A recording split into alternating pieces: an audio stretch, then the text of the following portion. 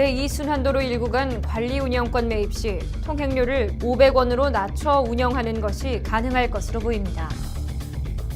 광주시는 고병원성 조류 인플루엔자가 충남 지역으로 확산됨에 따라 광주 지역 유입을 막기 위해 방역을 추진합니다. 광주시는 오는 7월 말까지 호남동 중앙대교 사거리 등 13곳에 교통사고 잦은 곳 개선 사업을 조기 완공합니다.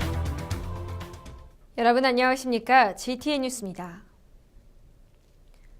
제2순환도로 1구간 관리운영권 매입 시 통행료를 기존 1,200원에서 500원으로 낮춰 운영하는 것이 가능할 것으로 보입니다. 광주시는 이번 제2순환도로 1구간 행정소송 항소심에서 승소함에 따라 최소 3,479억 원에서 최대 1조 원에 이르는 시민 혈세를 절약하게 됐습니다. 이에 원상 회복을 위한 감독명령에 따라 자본 구조가 6%에서 30%로 원상 회복될 경우 이자 비용 감소분이 보전되고 관리 운영권 매입 시 보전된 비용 등을 토대로 통행료 절감이 가능하게 됩니다. 한편 광주시는 민간 사업자 측에 관리 운영권 매각 매입에 따른 협상 개시를 요구했으며 이에 응하지 않을 경우 사업자 중지 처분 등의 절차를 밟아 관리 운영권을 매입할 계획입니다. 광주시는 고병원성 조류 인플루엔자가 전북, 전남, 충남 지역으로 확산됨에 따라 광주 지역 유입을 막기 위해 선제적 방역 태세를 갖추고 방역을 추진합니다. 광주시는 닭과 오리 사육 농가에 자치구별 전담 공무원을 지정해 밀착 관리하고 농가 진입로에 방제 차량을 배치해 소독 등의 만전을 기하고 있습니다. 특히 설 명절 귀성객과 여행객 방문이 증가할 것에 대비해 터미널, 공항, 기차역 등 발판 소독조를 설치 운영토록 했으며 광주시는 앞으로도 AI 긴급 행동 지침에 따라 철저한 방역을 추진할 계획입니다. 광주시는 시민 안전과 교통사고를 획기적으로 줄이기 위해 교통사고 잦은 곳 개선 사업을 오는 7월 말까지 조기 완공합니다. 교통사고 잦은 곳은 동일 지점에서 연간 인명피해 교통사고가 5건 이상 발생한 곳으로 사업 대상지는 호남동 중앙대교 사거리 등 13곳입니다. 주요 개선 사항은 교차로 구조 및 보행 횡단시설 개선, 신호기 및 무단횡단 방지시설 설치, 안전시설물 정비 등입니다. 한편 광주시는 대인광장 등 18곳에 개선 사업을 실시한 결과 교통사고 건수는 30.8%, 인명피해는 33.5% 감소한 것으로 나타났습니다.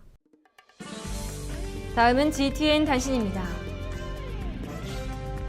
광주시가 2014년도 빛고울 식품안전 감시단을 모집합니다. 빛고울 식품안전 감시단은 선발 시 3월부터 2년간 유통식품 수거 등 식품안전관리 활동을 펼치게 됩니다.